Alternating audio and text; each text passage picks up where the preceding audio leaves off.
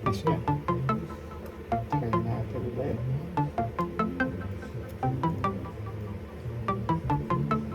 Malapit na siya.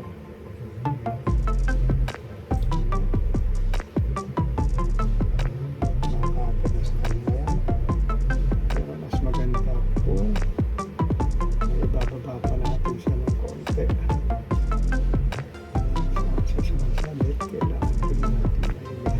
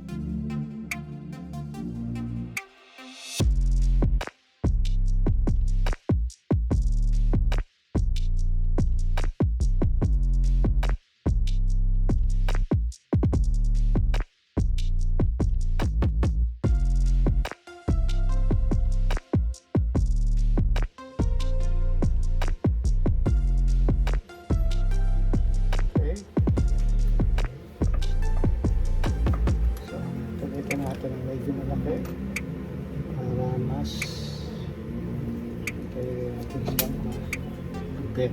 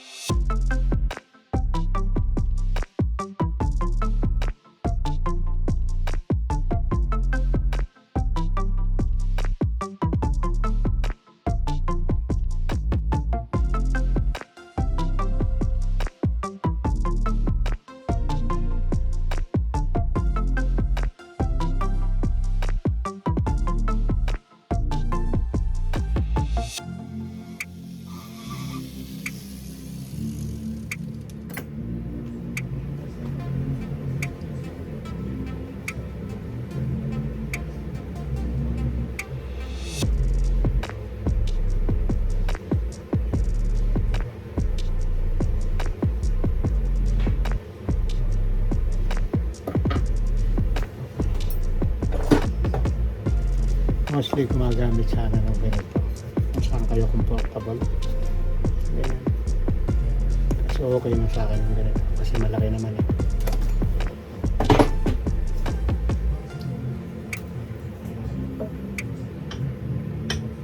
Ngayon bawasan natin yung sobrang pa para pag isinara natin konti lang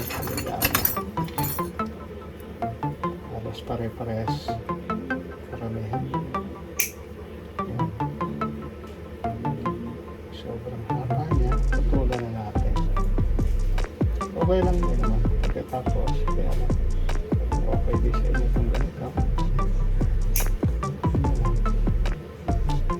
Lalo nyo kabit yung bato magputol na.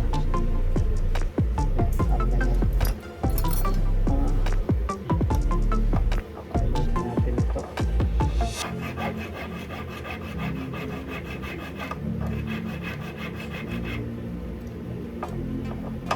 sobrang haba, tulan na natin.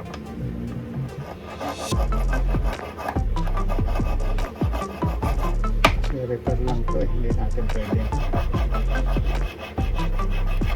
kabukan ng bagong gawa. Talagang kailangan pare-parehas yan ito ay doon aplikado na kaya hanggat maaari dahan na lang para hindi kayo maputulan.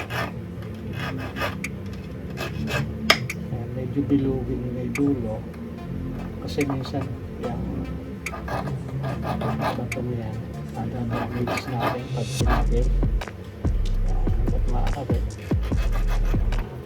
bilugin nyo naman mga konti dulo niya. Ganun naman yung mga professional stone setter. Kaya nakasabi ko masi lang to sa ating experience, kaya dito kailangan lang may idea paano siya gagawin. Kakabit ko na ulit yung bato. Tingnan natin kung okay siya.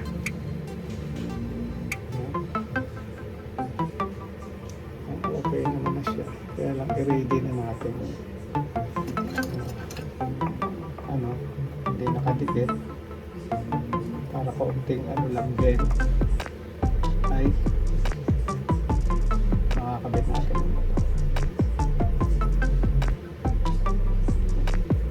kasi mahirap sa mag-bend pagka nakabit na yung bato po pwede na sira kaya binibend ko na ng bagya para pag-bend ko slowly lang kasi ganito din natin alam ko okay pa yung gaste niya guys, tahan-tahan lang.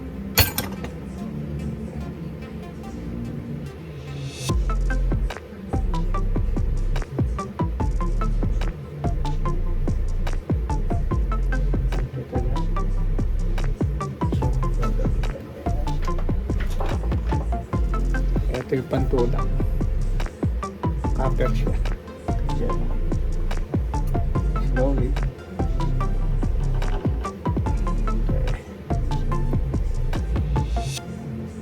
Tapos dito naman sa kabila.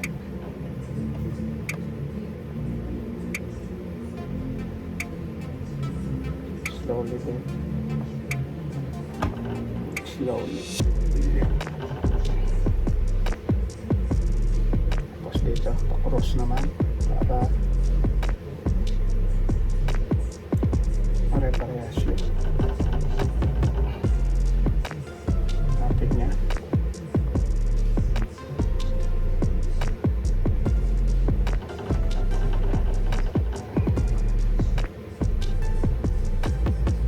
Medyo matigas siya. Kasi merong ulo na pare-parehas kasi kailangan dahan-dahan lang.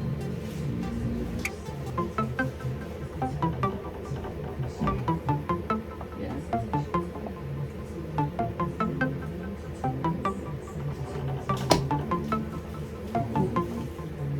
Dahan-dahan lang kayo. At kuminsan may tendency siya damage yung bato.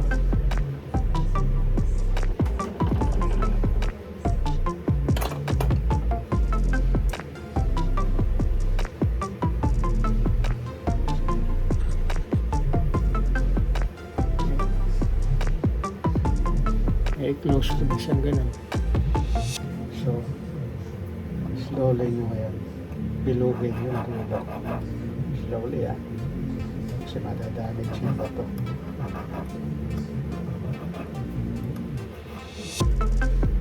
Walang kalam dito. Ito yung file.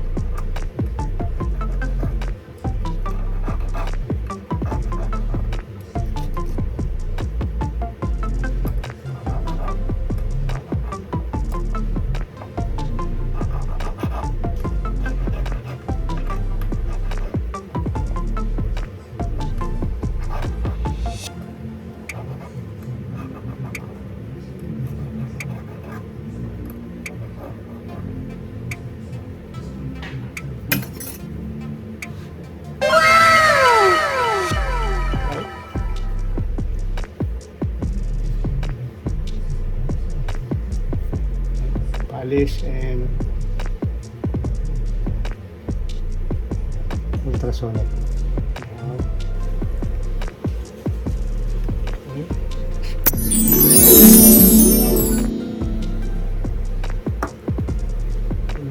This one. Wow! Oh my God! Wow! It's done. The horseshoe. I cannot video because it's done. It took it on the customer. I will start this one. And make the butterfly.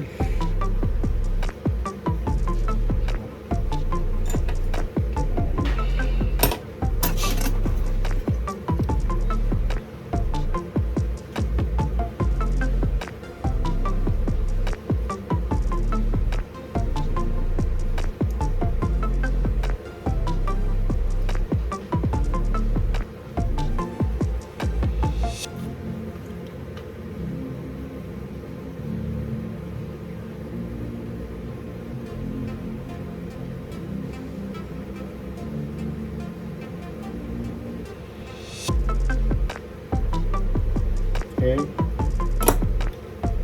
can bend like that. So I can put the glue. My idea is like that. Where is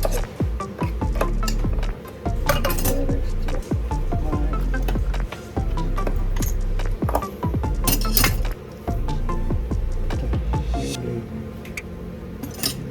new blade.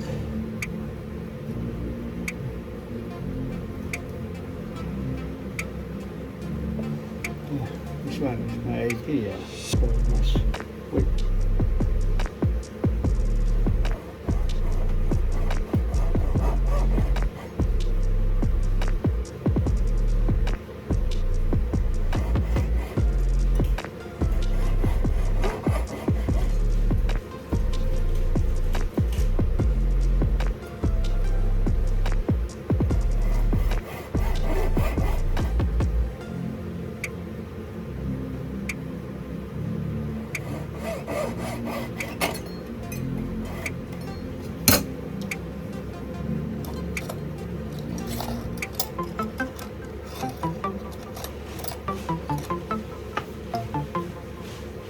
Then I can put groove.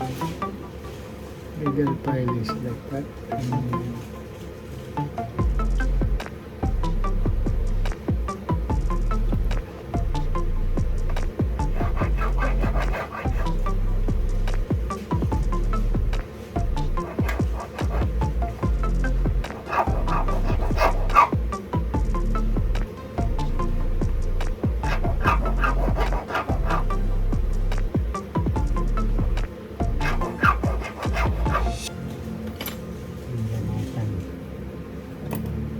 finish. I can block the thing straight away now. Kaya mas madali pa ako sa akin kung ganito.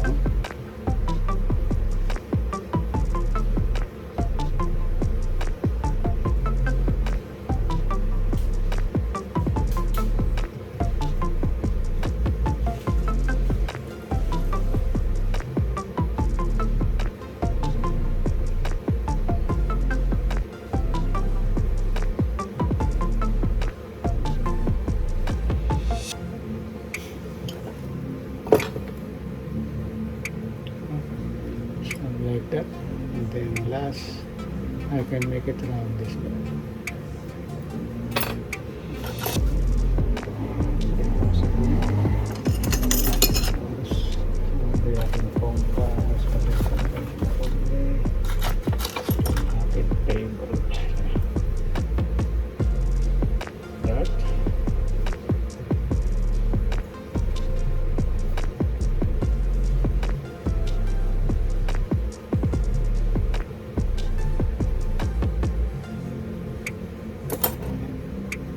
Kita na, meron na siyang bilog. Ang lalagay at mga yan. Kakapit ng shape.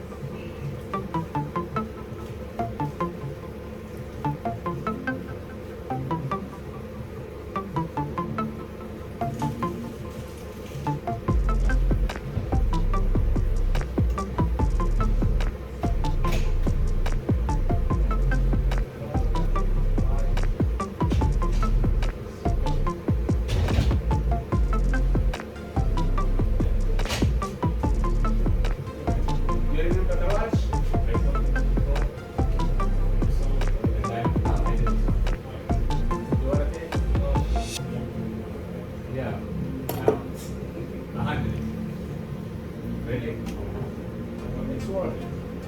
kayo at hindi ko na-send ng mahabang video. Ayan. Okay lang.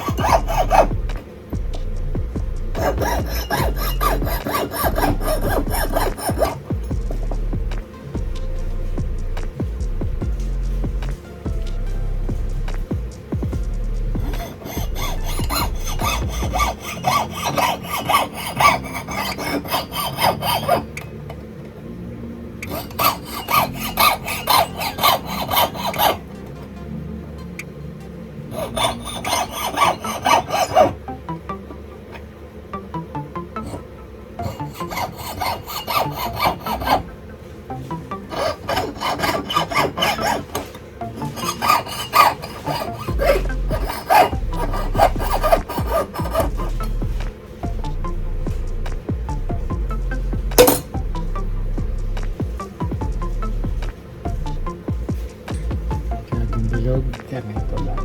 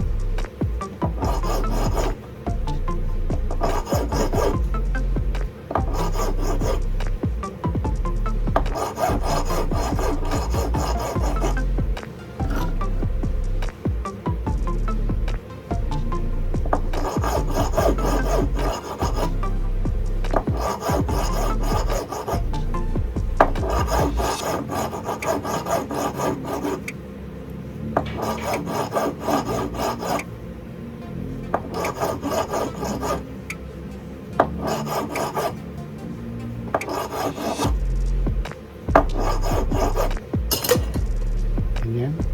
Tingnan niyo rin dito sa kabila. Ito sa ganito niya. Pag hindi bilog, ito nyo na lang na ito mali. Pero mas bilog na siya. Kaya lang sa pag-iisang bilog dito sa kabila. Ayan. Mabilas. Mas bagyan.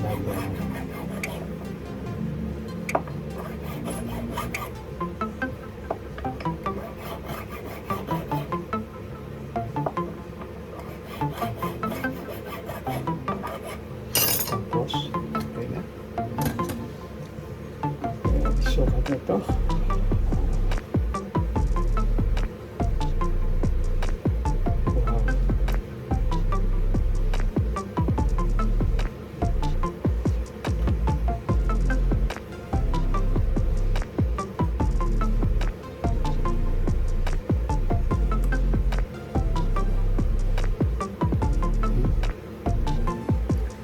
Pero mahaba yan. Kailangan magputo. Depende sa kapag magtainga ng kaya kailangan mas mahaba, mas madali magputo kung mahaba siya.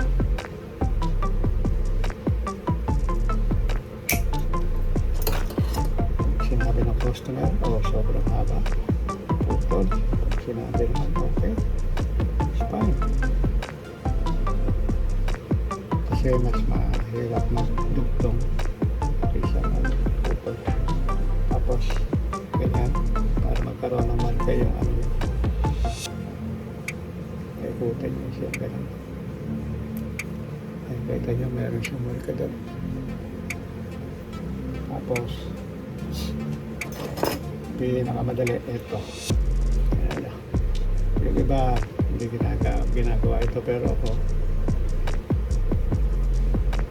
alalay lang kayo sa cutter at mapuputol yan.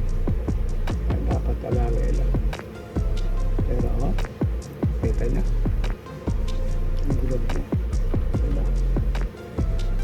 Tapos yung kabila, sukat nyo na lang muna baka sakali. Sakto lang naman siya.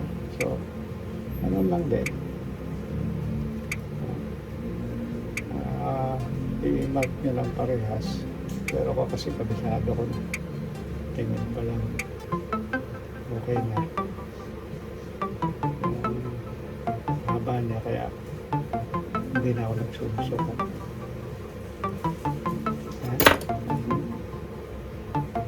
Tapos ito pambilog sa dulo para mabilis. Pero pwedeng kiki lang kung ano kayo magkikil. Parang ganito pag kikil lang ginamit niya pag wala kayo na.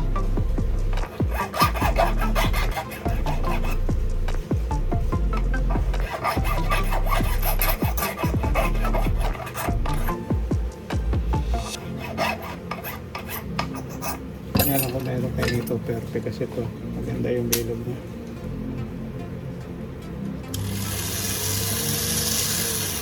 Pero pwede lang din yung kikil kung wala kayong ganitong router, pwede kong kikil.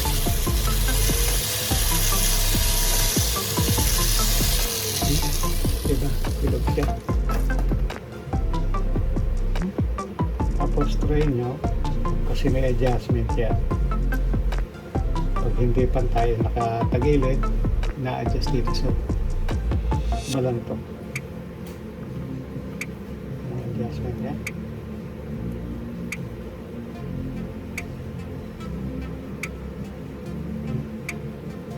Kamukha nyo tira niya medyo tagilid siya, di ba? So, kailangan kuminsan dito lang yan. Dito. I-open nyo ng right and then the other one little bit go right the other side and then lang. Diba? Hintay na siya. Ganun lang mga katotoy. Ipapalis ko siya. Tapos na yan.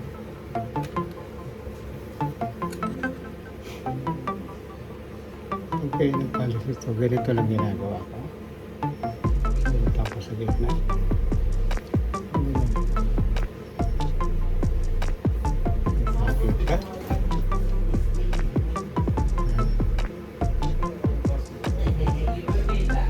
Palis ko yung loob kasi hindi siya makaabot ng palisa. Ayan.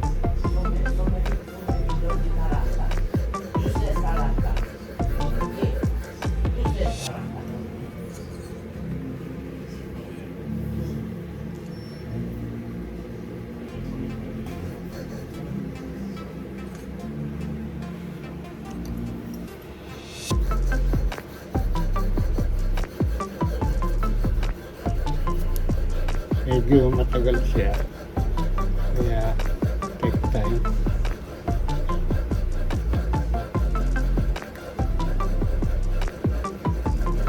Kasi kailangan maging makintab siya para pag in-ultrasonic nyo. Ano?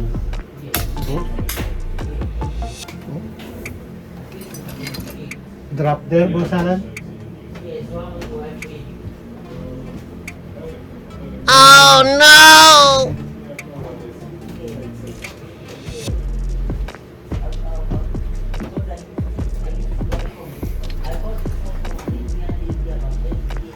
Drop on the floor downstairs. I'm lucky because I will see it. Now, also,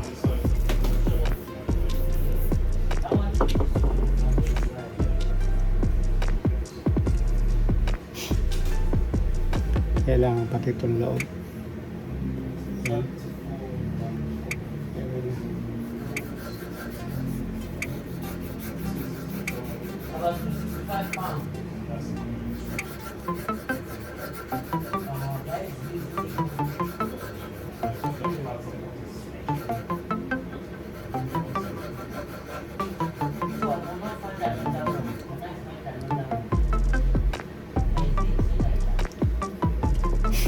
Ito, pang pakintab siya. Diretso ko na. Pero sa tamang trabaho, maraming proseso pa. Kaya lang ito, sinishortcut ko na lang.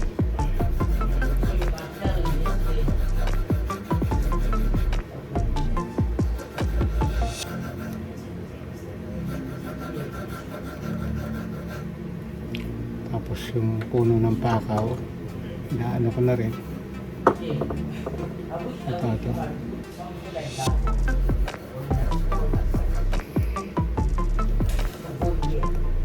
Para pag pinalis ko dun sa polisher, paunti na lang.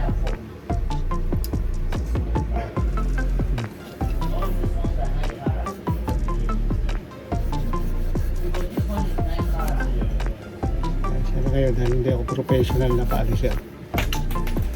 Oh.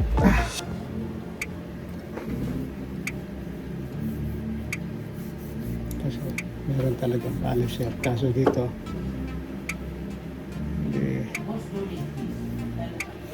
maliit lang yung gawa na to, kaya ako lahat ang gumagawa. Kaya na kahit hindi makita ang gano'n ng camera, ibaba pa natin yan. Okay.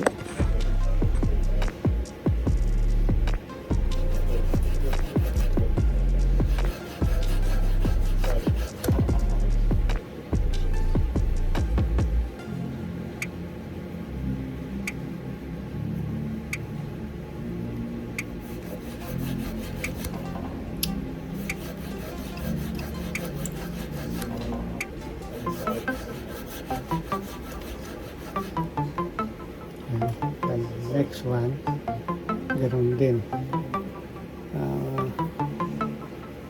Suotan ko ng cotton thread. Marami naman dyan sa atin. Gano'n nga ganito ang kami ng gamit sa atin. Pangalit siya kung tumbler. Kung meron tumbler, okay. Kasi wala.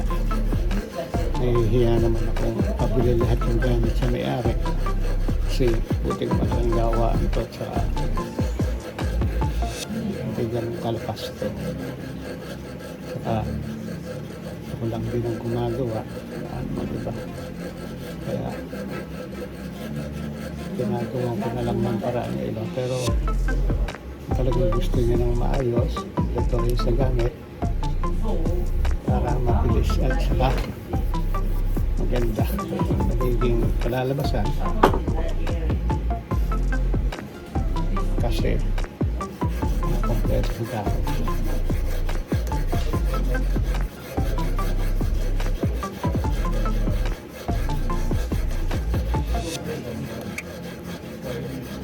Sana panoorin ito paano. Marami din naman akong matutulungan dahil sa inyo. Kaya ako ginagawa ito. Hindi lang para sa personal ko lang. Hindi. Baka sakaling dito, mas marami akong matutulungan dahil sa tulong nyo rin. Ako gumagawa ng video nito at sa mga mahilig sa alahas, bibigyan ko sila ng idea. Pwede kayong magtanong sa akin, pwede kayong tumawag para mas maipaliwanag ko sa inyo.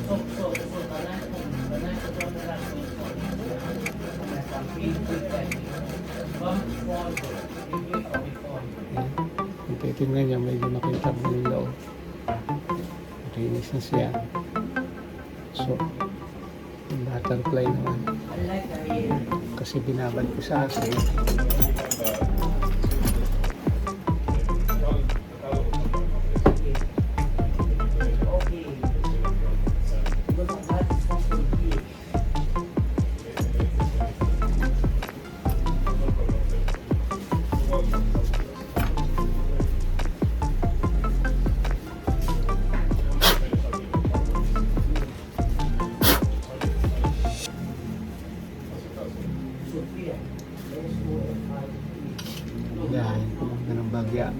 dito lang din. Dito lang yung ilalim. Yung ilalim pwedeng dito lang sa loob.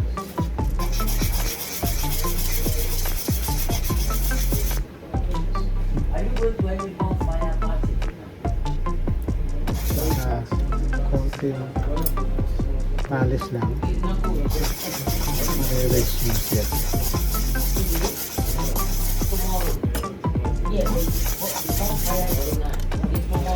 Okay siya. Ano ganyan?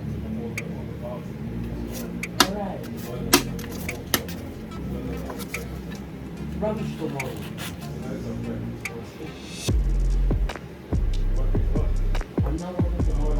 Tapos itong gilid, para gano'n lang siya natin. Ganyan lang. Okay. Sakaling meron siyang ribaba, matatanggal siya.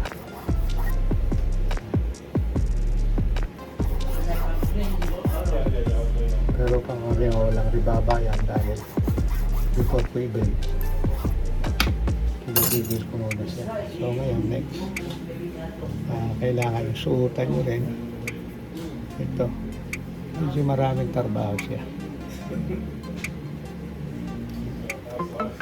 Suotan nyo siya. Kalimutan lagyan ito para madali siyang pumintag. Shortcut na itong ginawa ko. Dapat dito uunahin ang alis ng gas-gas, tapos saka pa lang siya titirahin ng sinasabi natin pakitab o siyahin eh. Ayan.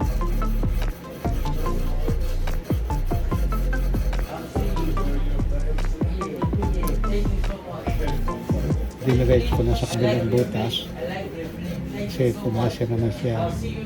Next week. Bye-bye. Nice weekend. Okay? Hindi pa tapos yan. Yung gilid sila. Perahan yung mga ng pag ganito. Yan, para hindi na kayo gumamit ng small brush. Yan, paikot siya. Dito, yan. Paikot.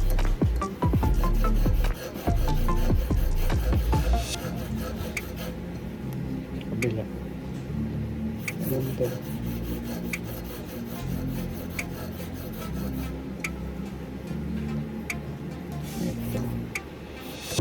Last. Pare, 4 na corner gagawin niya. Observahan nyo na lang. Tingnan nyo. Ayan. Ganyan ang labas niya. Ayan. Kita ba? Ayan. Isda. Yung isa naman. Ganun ulit.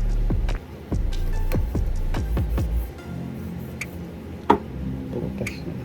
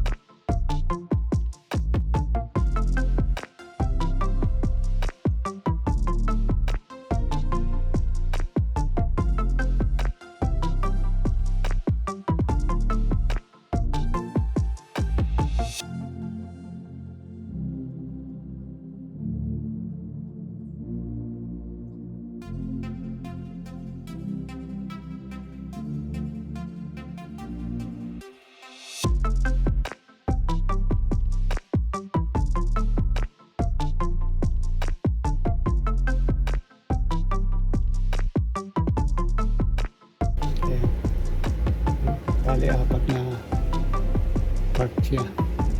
Okay. Tapos to, dadalhin ko lang sa palo. Ito naman, dadalhin ko na lahat lang sa palo, sir. Hindi ko na kayo may isama dahil wala akong cameraman. Pakita ko na lang sa inyo after polish. Pagkatapos i-polish, lagay ko sa ultrasonic. Sana may pakita ko na sa inyo bago ko ibigay doon sa baba.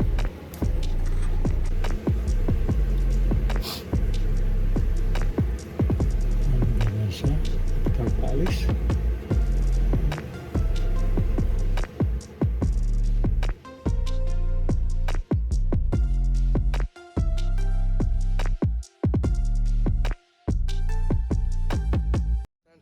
Panda.